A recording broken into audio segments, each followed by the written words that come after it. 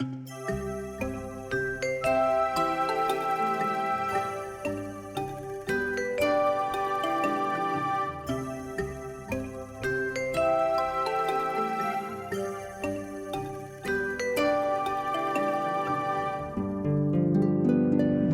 to the marvelous land of Oz.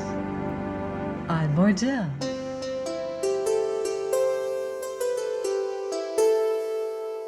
Reading The Patchwork Girl of Oz by L. Frank Baum.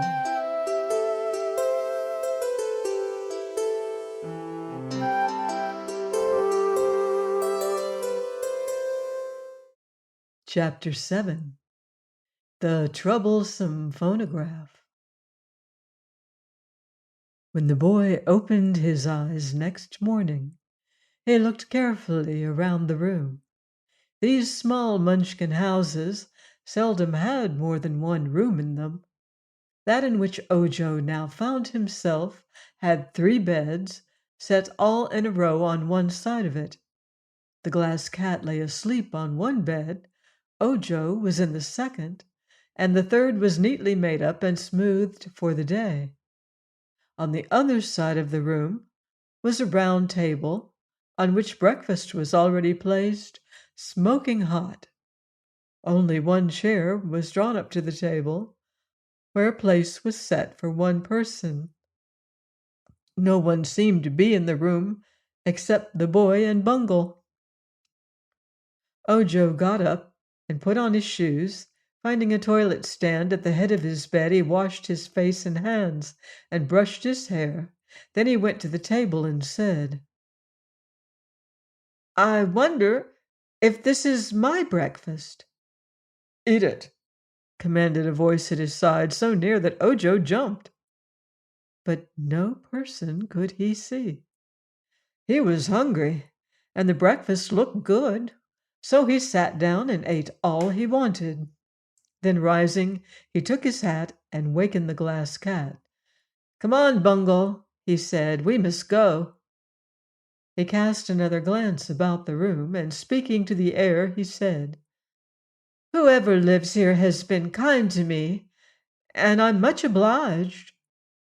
There was no answer, so he took his basket and went out the door, the cat following him. In the middle of the path sat the Patchwork Girl playing with pebbles she had picked up. "Ah, there you are!" she exclaimed cheerfully. "I thought you were never coming out. It's been daylight a long time." "What did you do all night?" asked the boy. "Sat here, watched the stars and the moon," she replied. "They're interesting. I never saw them before, you know." "Of course not," said Ojo. "You were crazy to act so badly and get thrown outdoors," remarked Bungle as they renewed their journey. "That's all right," said Scraps. "If I hadn't been thrown out, I wouldn't have seen the stars, nor the big gray wolf." "What wolf?" inquired Ojo. "The one that came to the door of the house 3 times during the night." "I don't see why that should be," said the boy thoughtfully. "There was plenty to eat in that house, for I had a fine breakfast and I slept in a nice bed." "Don't you feel tired?" asked the Patchwork Girl, noticing that the boy yawned. "Why, yes. I'm as tired as I was last night, and yet I slept very well." "And aren't you hungry?" "It's strange," replied Ojo. "I had a good breakfast, and yet I think now I'll eat some of my crackers and cheese."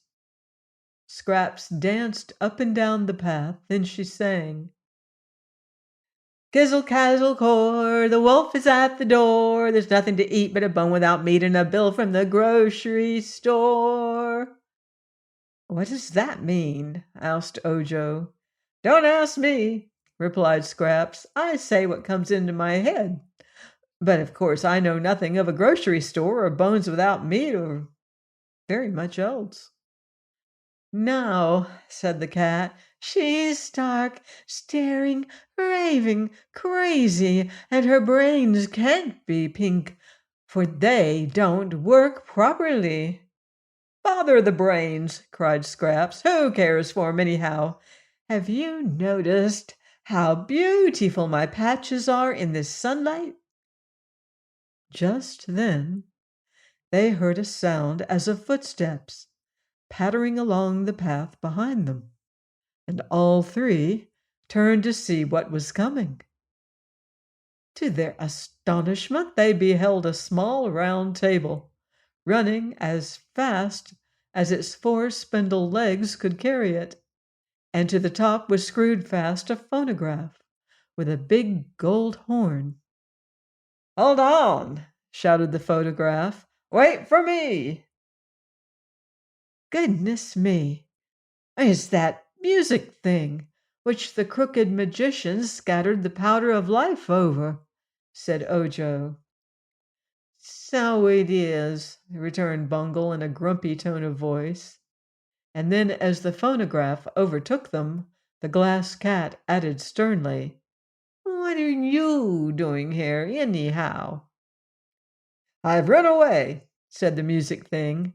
"After you left, old Dr. Pipt and I had a dreadful quarrel, and he threatened to smash me to pieces if I didn't keep quiet. Of course I wouldn't do that, because a talking machine is supposed to talk and make a noise, and sometimes music. So I slipped out of the house while the magician was stirring his four kettles, and I've been running after you all night. Now that I've found such pleasant company, I can talk and play tunes all I want to." Ojo was greatly annoyed by this unwelcome addition to their party. At first he did not know what to say to the newcomer, but a little thought decided him not to make friends. "We are traveling on important business," he declared, "and you'll excuse me if I say we can't be bothered." "How very impolite!" exclaimed the phonograph. "I'm sorry, but it's true," said the boy. "You'll have to go somewhere else." "Oh, this is very unkind treatment, I must say," whined the phonograph in an injured tone. "Everyone seems to hate me, and yet I was intended to amuse people." "It isn't you we hate especially," observed the Glass Cat. "It's your dreadful music. When I lived in the same room with you, I was much annoyed by your squeaky horn. It growls and grumbles and clicks and scratches, so it spoils the music, and your machinery rumbles so that the racket drowns every tune you attempt." "That isn't my fault. It's the fault of my records.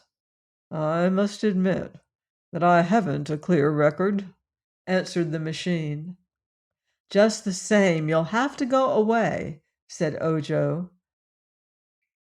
"Wait a minute," cried Scraps. "This music thing interests me. I remember to have heard music when I first came to life, and I would like to hear it again.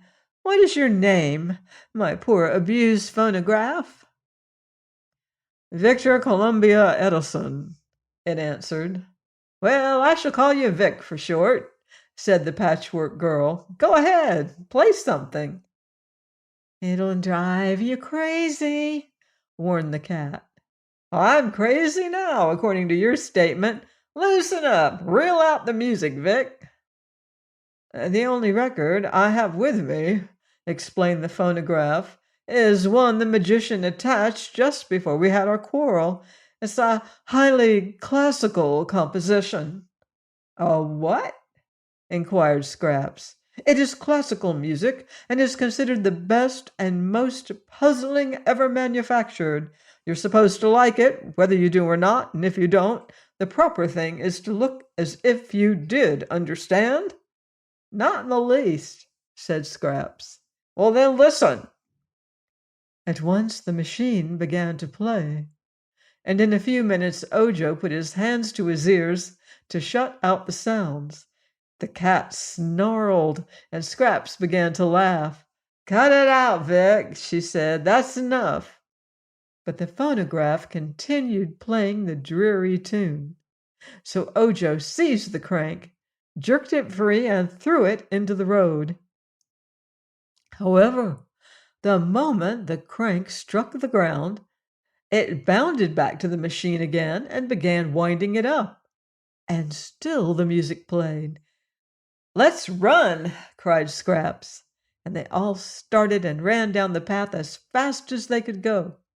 But the phonograph was right behind them, and could run and play at the same time. It called out reproachfully, "What's the matter? Don't you love classical music?" "No, Vic," said Scraps, halting. "We will passicle the classical and preserve what joy we have left. I haven't any nerves, thank goodness, but your music makes my cotton shrink." "Then turn over my record. There's a ragtime tune on the other side," said the machine. "What's ragtime?" "The opposite of classical." "All right," said Scraps, and turned over the record. The phonograph now began to play a jerky jumble of sounds, which proved so bewildering that after a moment Scraps stuffed her patchwork apron into the gold horn and cried, "Stop! Stop! That's the other extreme. It's extremely bad." Muffled as it was, the phonograph played on. "If you don't shut off that music, I'll smash your record," threatened Ojo. The music stopped at that, and the machine turned its horn from one to another and said with great indignation, "What's the matter now? Is it possible? You can't appreciate ragtime?" "Scraps ought to, being rags herself," said the cat, "but I simply can't stand it. It makes my whiskers curl." "It is indeed dreadful," exclaimed Ojo with a shudder. "It's enough to drive a crazy lady mad," murmured the Patchwork Girl. "I'll tell you what, Vic," she added as she smoothed out her apron and put it on again. "For some reason or other, you've missed your guess. You're not a concert. You're a nuisance." "Music hath charms to soothe the savage breast," asserted the phonograph sadly. "Then we're not savages. I advise you to go home and beg the magician's pardon." "Never! He'd smash me." "That's what we shall do if you stay here," Ojo declared. "Run along, Vic, and bother someone else," advised Scraps. "Find someone who's real wicked and stay with him till he repents. In that way you can do some good in the world." The music thing turned silently away and trotted down a side path toward a distant Munchkin village. "Is that the way we go?" asked Bungle anxiously. "No," said Ojo. "I think we shall keep straight ahead, for this path is the widest and best. When we come to some house, we will inquire the way to the Emerald City." Please join me next time for more magical adventures here on the marvelous Land of Oz. Goodbye for now. See you in Oz.